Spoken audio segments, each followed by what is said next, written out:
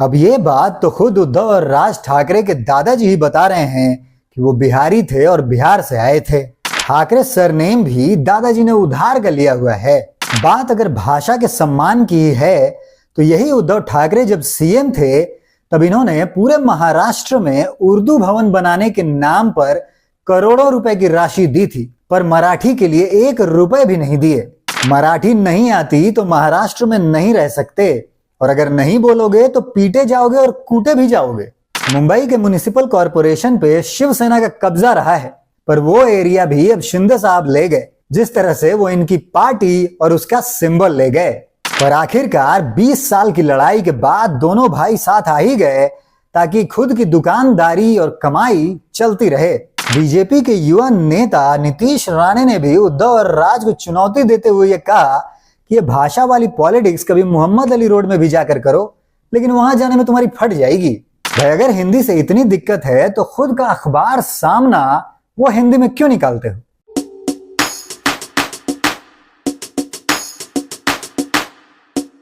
नमस्कार, मकेश्वर अवेकिंस में आपका स्वागत है और मेरा नाम है विवेक वैभव। महाराष्ट्र में मराठी सम्मान के नाम पर एक बार फिर से हिंदी भाषियों के खिलाफ मोर्चा खोल दिया गया है। मराठी नहीं आती तो महाराष्ट्र में नहीं रह सकते, और अगर नहीं बोलोगे तो पीटे जाओगे और कूटे भी जाओगे। इस तरह के नैरेटिव्स चल रहे हैं, और ये नैरेटिव चलाने वाले भी कोई नए लोग नहीं हैं, बल्कि महाराष्ट्र के पुराने पॉलिटिकल ठाकरे घराने के लोग हैं। दरअसल भाषा के नाम पर जो ये गुंडागर्दी चल रही है, ये कोई नई बात नहीं है, ना तो इस परिवार के लिए और ना ही इनकी पार्टियों के लिए। और ये अपनी प्रेरणा तो अपने पूर्वज बाला साहब ठाकरे से ही ले रहे हैं। बाला साहब ठाकरे जिनकी पॉलिटिक्स का आधार ही भाषाई आधार पर दंगे फैलाना था, उन्होंने तो अपनी पार्टी शिवसेना की स्थापना ही गुजराती भगाओ, बिहारी भगाओ, मराठी बचाओ इस तरह का एजेंडा देकर की थी। बीच में वो साउथ इंडियंस के खिलाफ भी मोर्चा खोलकर खड़े हो गए थे कि लुंगी उठाओ और पुंगी बचाओ, ऐसा कहते हुए। ऐसा वो इसलिए कह रहे थे उस वक्त में क्योंकि महाराष्ट्र में जो बिजनेस पे होल्ड है वो मैक्सिमम गुजरातियों का है या मारवाड़ियों का है या साउथ इंडियंस का रहा है। तो भाई स्टेट आपका, भाषा आप यहाँ की जानते हो, आप यहाँ के लोकल हो, और बाहर के लोग अगर आके काम कर ले रहे हैं तो इसका मतलब कहीं ना कहीं कमी तो आप में है। तो उस वक्त में गुजरातियों का डोमिनेंस था, साउथ इंडियंस का डोमिनेंस था, अब उत्तर भारतीयों का हो गया है, बिहारियों का और उत्तर प्रदेश से आए हुए पूर्वांचलियों का। सारे रोजगार धंधों, काम, जॉब्स वगैरह में सब जगह वही है। तो आप ये नैरेटिव देते रहते हो कि भाई हमारी जॉब्स जो है वो ये लोग ले रहे हैं। क्यों ले रहे हैं भाई, कैसे ले रहे हैं? खैर ये तो तब की बात है, पर अब जब उनके दोनों वारिस उद्धव ठाकरे शिवसेना के और मनसे के राज ठाकरे भी यही भाषा वाली पॉलिटिक्स कर रहे हैं तो मुझे इसमें कोई हैरत नहीं होती। पर क्या मामला सच में भाषा के सम्मान का है या मूल बात कुछ और है? क्योंकि अगर भाषा के सम्मान की बात है तो कोई भी ऐसा नहीं कह रहा कि भाई हम मराठी का सम्मान नहीं करते या बोलेंगे नहीं। सभी यही कह रहे हैं कि भाई सीखनी चाहिए और आती है तो बोलनी भी चाहिए। चलिए अगर बात सिर्फ विरोध तक ही सीमित होती तो भी मामला ठीक ठाक ही था, पर यह भाषा के विरोध के नाम पर और मराठी सम्मान के नाम पर जब आप उत्तर प्रदेश से और बिहार से आए हुए लोगों को मारने पीटने लग जाते हैं तो यहीं से इनकी हिपोक्रेसी जो है वो दिखती है। आप सोचिए कि इससे बड़ी आयरनी क्या होगी कि आज जो लोग मराठी सम्मान के नाम पर बिहारियों को मार पीट रहे हैं वो खुद किसी जमाने में बिहार से आए हुए लोग हैं और मूल रूप से बिहारी हैं। शौक तो नहीं लग गया? अब भाई मुझे ये बोल के मारने मत लग जाना कि गलत खबर फैला रहा है। दरअसल ये बात मैं नहीं बल्कि बाला साहब ठाकरे के पिताजी श्री केशव सीताराम पनवेलकर जी ने बताया है। अब आप ये सोच रहे होंगे कि भाई ठाकरे के पिताजी का सरनेम पनवेलकर कैसे हो गया, और अगर उनका नाम पनवेलकर था तो बाला साहब ठाकरे कैसे हो गए? तो जैसे उन्होंने अपनी मराठी की पहचान उधार ली हुई है उसी तरह से उन्होंने अपना सरनेम भी उधार लिया हुआ है। केशव सीताराम पनवेलकर जो कि एक राइटर थे, उनका पेन नेम था प्रबोधनकर। उन्हीं की लिखी हुई एक किताब है ग्राम्यम च सद्यंत इतिहास अर्हत नौकरशाही बंदे, यानी कि ग्राम विवादों और नौकरशाही के विद्रोह का इतिहास। अपनी इसी किताब में उन्होंने बताया है कि वो चंद्रसेनीय कायस्थ प्रभु समुदाय से ताल्लुक रखते हैं और मूल रूप से बिहार के मगध से आते हैं। जीसस क्राइस्ट के 3-4 सेंचुरी पहले जब मगध में नंद वंश के आखिरी राजा पद्मानंद का राज था, तब उसने वहां पे सूदखोरी की शुरुआत कर दी। अब उसकी इसी सूदखोरी से तंग आकर जो चंद्रसेनीय कायस्थ प्रभु समुदाय था वो बिहार के मगध से पलायन कर गया। ये समुदाय, जिसमें संभवतः ठाकरे का परिवार भी शामिल था, पहले मध्य प्रदेश के कुछ इलाकों में रहे और बाद में वहां से भी माइग्रेट होकर महाराष्ट्र के पुणे में आकर बस गए। फिर पुणे से ये पनवेल आ गए और इसी तरह से इनका नाम पड़ गया पनवेलकर। पनवेल मुंबई के पास ही एक जगह है। अब ये बात खुद उद्धव और राज ठाकरे के दादाजी बता रहे हैं कि वो बिहारी हैं और ये लोग बिहारियों को मार पीट रहे हैं। ठाकरे सरनेम भी दादाजी ने उधार कर लिया हुआ है। दरअसल प्रबोध धनखड़ जी के एक favourite India born British writer थे जिनका नाम था विलियम मेक पीस ठाकरे। तो उन्हीं के नाम से उन्होंने अपना सरनेम बना लिया और केशव सीताराम पनवेलकर से प्रबोध धनखड़ ठाकरे बन गए। अब प्रबोध धनखड़ ठाकरे जी की इसी बात को एक प्रमुख पत्रकार धवल कुलकर्णी ने भी अपनी किताब में सत्यापित किया है और कहा है कि अपनी रिसर्च के दौरान उन्होंने इस दावे को सही पाया है। दरअसल 2019 में आई उनकी एक किताब जो ठाकरे परिवार पर ही थी, जिसका नाम है the cousins Thackeray, Uddhav, Raj and shadow of Senas. इसमें उन्होंने इस बात का उल्लेख विस्तार से किया है कि प्रबोध धनखड़ जी ने जो दावा किया था कि वो बिहार से आए हैं वो सही। तो आखिर फिर माजरा क्या है?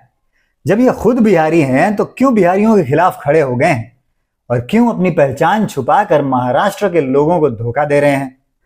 तो दरअसल मामला ये है कि महाराष्ट्र में लोकल बॉडीज के इलेक्शंस आने वाले हैं और महाराष्ट्र के कई सारे म्युनिसिपल कॉर्पोरेशंस इतने अमीर हैं कि कई स्टेट्स की जीडीपी से भी ज्यादा टैक्स कलेक्शन सिर्फ एक म्युनिसिपल कॉर्पोरेशन कर लेता है। तो ये बहुत सारी पॉलिटिकल पार्टीज के लिए करप्शन का एक बहुत बड़ा जरिया बन जाता है। तो महाराष्ट्र में राजनीति करने वाली लगभग सभी पार्टियां ये चाहती हैं कि इन म्युनिसिपल कॉर्पोरेशंस पे लोकल निकाय के चुनाव में उनका दबदबा हो। मुंबई के म्युनिसिपल कॉर्पोरेशन पे तो शिवसेना का कब्जा रहा ही है, थाने में भी उनकी तूती बोलती थी, पर वो एरिया तो अब शिंदे साहब ले गए, जिस तरह से वो इनकी पार्टी ले गए और इनकी पार्टी का सिंबल भी ले गए। तो उद्धव ठाकरे की जो शिवसेना का फैक्शन है उसकी सारी कवायद यही है कि किसी तरह से बंबई तो बचाया जाए। लोकल इलेक्शंस में तो हमारी धाक जमी रहे जैसा कि हमेशा से थी, क्योंकि विधानसभा और लोकसभा के चुनाव में तो ये पूरी तरह से खत्म हो चुके हैं।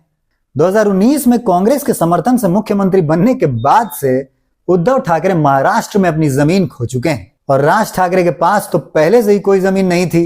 जब से राज ठाकरे बाला साहब से नाराज होकर 2006 में उनसे अलग हुए हैं, तब से महाराष्ट्र की पॉलिटिक्स में लगातार उनकी हैसियत घटती ही जा रही है। और अब अगर कहें कि महाराष्ट्र पॉलिटिक्स में उनकी वैल्यू नेगेटिव में भी नहीं बची है तो कुछ गलत नहीं होगा। पर आखिरकार 20 साल की लड़ाई के बाद दोनों भाई साथ आ गए हैं ताकि लोकल बॉडीज के इलेक्शंस में उनको थोड़ा फायदा हो जाए और उनकी कमाई और गुंडागर्दी इसी तरह से चलते रहे। पर भाई, चुनाव लड़ने के लिए समाज के सामने जाना होता है, समाज के सामने जाकर कोई ठोस मुद्दा भी देना होता है। अब डेवलपमेंट का मुद्दा तो मोदी ने छोड़ा नहीं और हिंदुत्व की पिच पर तो बीजेपी मजबूती से पैर जमाकर खड़ी है। मुसलमान कांग्रेस का साथ छोड़कर हिलने वाले हैं नहीं और मराठा शरद पवार के साथ खड़े हैं। तो फिर ये दोनों भाई आखिर क्या मुद्दा उठाते? तो इन दोनों ने सोचा कि भाई चलो भाषा के नाम पर मराठी अस्मिता का ही मुद्दा उठा दिया जाए। दरअसल न्यू एजुकेशन पॉलिसी में सरकार ने 3 लैंग्वेज फॉर्मूला दिया है कि बच्चों को एक इंग्लिश पढ़नी ही है, एक लोकल लैंग्वेज पढ़नी ही है और तीसरी भाषा के रूप में अपने देश की कोई भी एक भाषा चुन लो। लेकिन महाराष्ट्र गवर्नमेंट ने क्या किया कि 3rd लैंग्वेज के रूप में हिंदी को कंपलसरी कर दिया। बस इन दोनों भाइयों को यहीं से मौका मिल गया और ये खेल उन्होंने हिंदी विरोध का शुरू कर दिया। तो दादाजी ने नाम छुपाया और अब दोनों पोते जो हैं वो मराठी अस्मिता के नाम पर अपनी पहचान छुपा रहे हैं ताकि किसी तरह से महाराष्ट्र की पॉलिटिक्स में इनकी दाल गलती रहे। पर भाई, अब सोशल मीडिया का जमाना है और सच जो है वो बहुत ज्यादा देर तक छुप नहीं पाता। और देखिए, मराठी भी कितने भोले भाले साफ दिल के लोग होते हैं कि इनकी बातों पर भरोसा कर ले रहे हैं। भाई, मेरा बस इतना कहना है कि जो लोग अपनी पहचान छुपाकर आप लोगों से गुंडागर्दी करवा रहे हैं, जो लोग अपनी जड़ों को भुलाकर जहां से आए हैं वहीं के लोगों को मरवा रहे हैं, कटवा रहे हैं, तो इसकी क्या गारंटी है कि कल को वो लोग आपको नहीं छोड़ देंगे? और साथ छोड़ने में तो इनको महारत हासिल है। पहले बीजेपी के साथ इलेक्शन लड़े और बाद में कांग्रेस के साथ मिलकर सरकार बना ली। पहले हिंदुत्व हिंदुत्व करते रहे और सीएम बनने के बाद हिंदुत्व को छोड़कर औरंगजेब की माला जपने लग गए। अब बात मराठी की कर रहे हैं। पर यही उद्धव ठाकरे जब सीएम थे तो इन्होंने पूरे महाराष्ट्र में उर्दू भवन बनाने के लिए करोड़ों की राशि अप्रूव कर दी थी। अपने मात्र 2.5 साल के कार्यकाल में इन्होंने 4 उर्दू भवन बना भी दिए थे और 11 उर्दू भवन अप्रूव कर दिए थे। बताइए, यहां तो मराठी लोगों का बिहारियों और उत्तर भारतीयों से हिंदी और मराठी के नाम पर झगड़ा करवा रहे हैं और दूसरी तरफ उर्दू के नाम पर करोड़ों पैसे बांटे जा रहे हैं। तब इन्हें मराठी भाषा की याद नहीं आई। तब इन्होंने एक भी भवन या एक भी योजना मराठी भाषा को बढ़ाने के लिए नहीं दी। अब जब अपनी पार्टी और खुद के राजनीतिक अस्तित्व पे ही खतरा आ गया है, तब इन्हें मराठी अस्मिता की याद आ रही है ताकि खुद का एग्जिस्टेंस बचा रहे।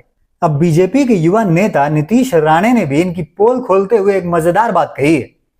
उन्होंने कहा है कि भाई, ये जो तुम भाषा वाली पॉलिटिक्स कर रहे हो, ये तुम मीरा रोड में तो कर ले रहे हो, कभी यही भाषा वाली पॉलिटिक्स जाके मोहम्मद अली रोड में भी तो दिखाओ, क्योंकि वहां तो ज्यादातर लोग उर्दू बोलते हैं, उनको भी मराठी बुलवाओ। नहीं, लेकिन तुम वहां नहीं जा पाओगे क्योंकि तुम्हारी वहां जाने में फट जाएगी। ये लोग सिर्फ हिंदुओं को ही बांटने का काम करेंगे, वो चाहे जाति के नाम पे हो, क्षेत्र के नाम पे हो या फिर भाषा के नाम पर। भाई, हिंदी से इतनी ही दिक्कत है तो खुद का अखबार सामना जो है उसको हिंदी में क्यों निकालते हो?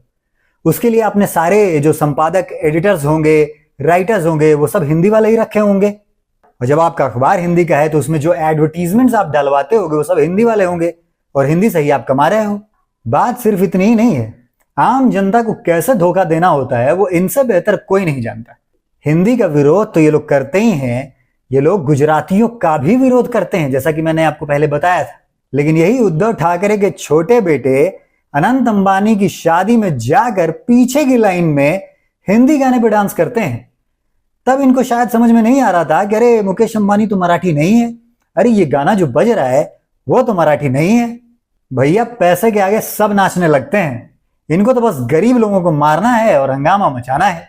चलिए, इनका ये हंगामा तो महाराष्ट्र के लोकल बॉडी इलेक्शंस तक चलता ही रहेगा, पर इनका ये ड्रामा कितना हिट होता है और कितना फ्लॉप, ये तो महाराष्ट्र की आम जनता को ही तय करना है। और जहां तक मैं जानता हूं, मराठी लोग तो सबके साथ बड़े प्यार से रहते हुए आए हैं। वो इनकी पॉलिटिक्स को लोकसभा और विधानसभा दोनों में खारिज कर चुके हैं और मुझे ये लगता है कि इस बार लोकल बॉडी के इलेक्शंस में भी वो इनको सबक सिखाई देंगे। मराठी जानना, सीखना और बोलना सम्मान की बात है, पर जो लोग भाषा के नाम पर समाज के अंदर द्वेष फैला रहे हैं, ऐसे लोगों का इलाज समाज को करना ही चाहिए। हमें किसी भी हाल में कोई भी बांटने की कोशिश करता है तो हम भारतीयों को उन्हें यह बता देना चाहिए कि हम भारतीय भाषा के नाम पर, क्षेत्र के नाम पर, जाति के नाम पर बंटने वाले नहीं हैं। हमारा देश हमेशा से ही यूनिटी इन डाइवर्सिटी की बात करता रहा है और अब तो मोदी जी ने भी कह दिया कि भाई एक हैं तो सेफ हैं। महाराष्ट्र के भाषा विवाद पर आपके क्या विचार हैं? मैंने अब तक जो कुछ भी कहा उसमें आपको क्या अच्छा या बुरा लगा, कमेंट में बताइए। आप आगे हमें किन मुद्दों पर डिस्कशन करते हुए देखना चाहते हैं, वो मुद्दे भी हमें कमेंट में लिखकर भेजिए।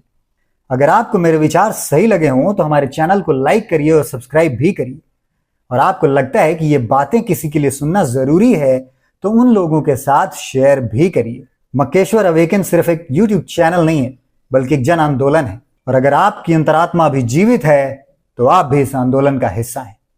नमस्कार।